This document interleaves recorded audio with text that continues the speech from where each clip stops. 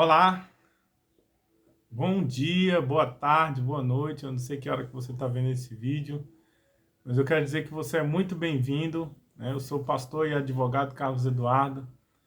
Quero dizer que é uma alegria, é uma honra ter a sua audiência e quero agradecer pela sua presença. Muito obrigado. Hoje eu quero falar sobre a minha experiência em dizer eu te amo. É interessante falar sobre isso porque assim, essa questão de dizer eu te amo depende muito da família.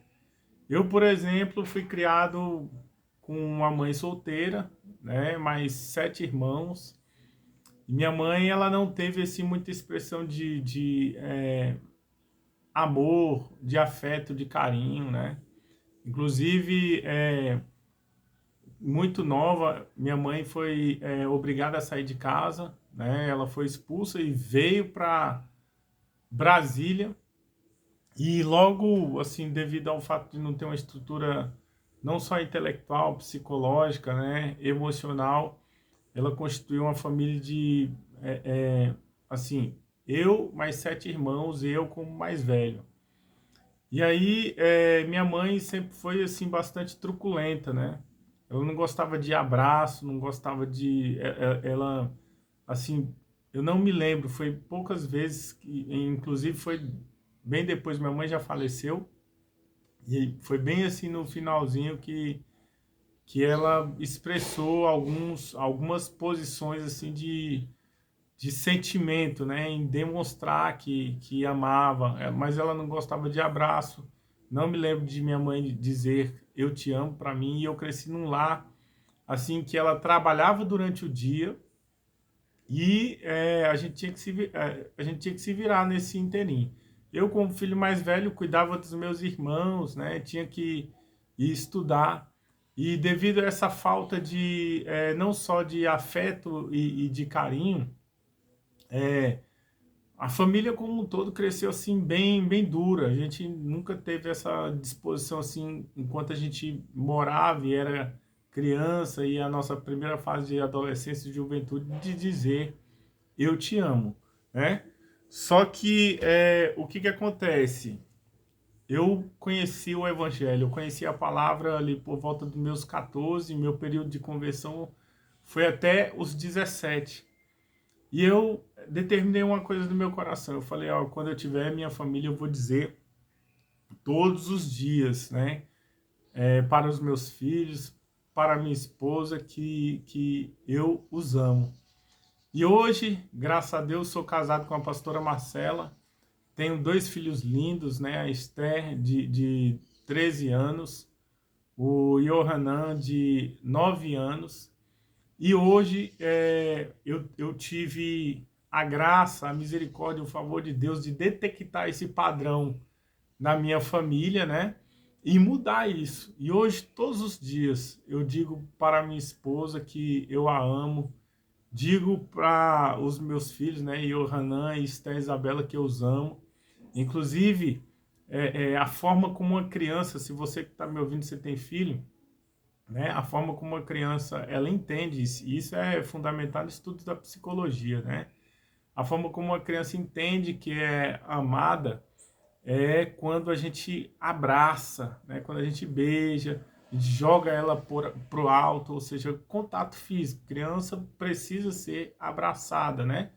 Só que com limites, né? Porque eu abraço meus filhos, mas também eu não deixo, assim, é claro que se eu levar na casa de um tio, na casa de seja quem for, um avô, eu fico observando, entendeu? Porque hoje dependendo da família, nem familiares a gente e parentes a gente pode confiar direito, entendeu? Devido aos constantes casos de abusos, né?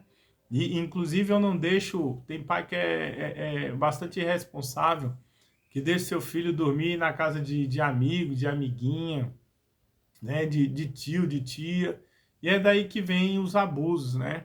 Eu não deixo meus filhos, eu brinco até com os meus filhos e digo para eles, né, eu vou liberar vocês para dormir na casa de um amigo ou de outra pessoa quando você estiver 30 anos, né? Quando vocês tiverem 30 anos. Porque eu penso que é uma grande responsabilidade ser pai e nós não devemos delegar, né, a criação. E nisso aí, isso aí envolve a manifestação do amor que eu vou falar mais à frente. Então hoje eu digo todos os dias para os meus filhos que eu os amo, para minha esposa, né? Digo também para os meus discípulos, né? Eu tenho discípulos, digo para eles que eu os amo, mas eu quero dizer que nós devemos tomar cuidado em quem e para quem a gente diz eu te amo. Porque eu, assim, eu digo, já disse, né, para os meus discípulos que são homens que eu os amo, mas como pastor, eu também já disse para ovelhas, para as minhas ovelhas, que eu as amava, mulheres, né? E na tranquilidade, e minha esposa sabe disso, minha esposa também é assim, ela é muito afetuosa, né? Abraça os irmãos, as irmãs, né?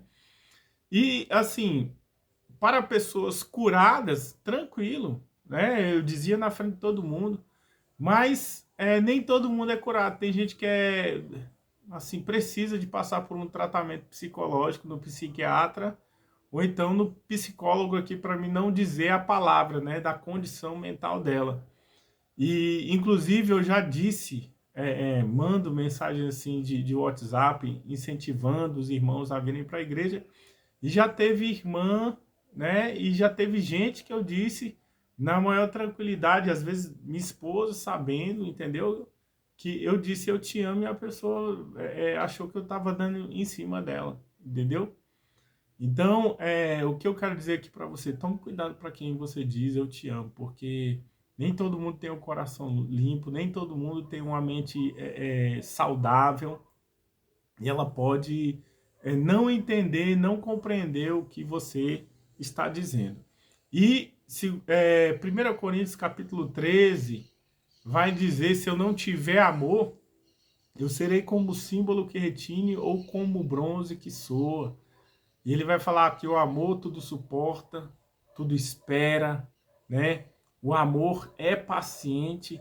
Então, o que nós podemos entender desse texto e também pegando aqui o nosso maior exemplo, que foi Jesus Cristo. Se nós formos analisar, Jesus, ele não tinha, assim,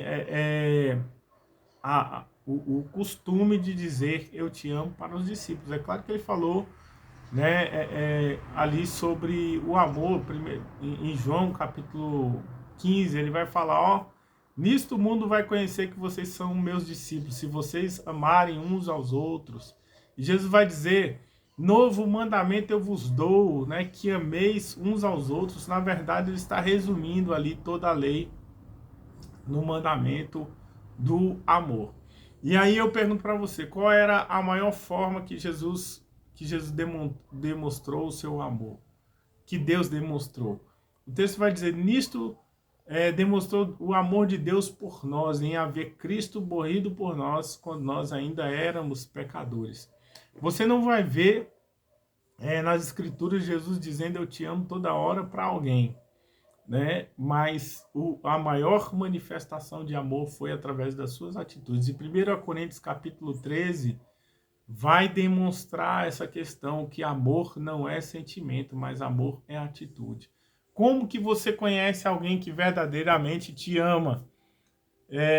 Pelas atitudes. Não adianta, às vezes, a pessoa, ou eu dizer para minha esposa que eu a amo, para os meus filhos, para os meus discípulos, mas, né, eu falar mal, eu desejar o mal para ela, eu planejar o mal para a pessoa, eu não ser fiel, entendeu? Ou eu demonstrar em atitudes que, assim, eu estou abandonando a minha família, não estou cuidando, sustentando, não oro, né? Não dou exemplo. Então, se uma pessoa diz para você que te ama, mas ela não demonstra isso em exemplo, ela não é fiel, ela não cuida de você, não dá atenção, ela não te honra, então ela não te ama. entendeu? Porque o verdadeiro amor, ele é manifestado através de atitudes, como vai dizer lá em 1 Coríntios capítulo 13. Então eu finalizo esse vídeo aqui dizendo, né, que antes de nós dizermos que nós amamos para os nossos queridos, né, as pessoas que estão do nosso lado, nós temos que demonstrar isso em atitudes. E uma vez demonstrado em atitude, aí você pode dizer eu te amo. Aí você, né, também não é pecado nós termos assim uma atitude de carinho, porque eu vivi num lar muito duro. E hoje, né, eu abraço, beijo minha esposa, meus filhos, né? Eu digo eu te amo para pessoas que eu tenho liberdade de dizer isso, que eu analiso antes para ver se ela não tem alguma disfunção psicológica, entendeu? Para confundir as coisas, a gente tem que fazer essa análise. E termino dizendo também que é perigoso nós dizermos eu te amo para todo mundo, porque as pessoas podem não entender, achar que você está dando em cima, que você está sendo às vezes obsceno, né? E amor nós demonstramos em ações e depois nós dizemos em palavras. Então, se você não é inscrito, se inscreva no nosso canal e nos aguarde até o próximo vídeo.